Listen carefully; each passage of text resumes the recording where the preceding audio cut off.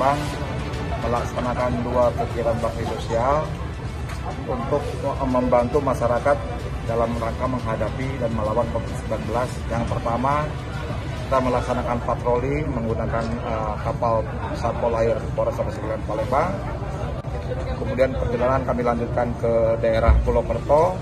Di sana di desa Selat Punai, salah satu desa yang tidak bisa diakses menggunakan kendaraan lewat darat, kami melaksanakan vaksinasi.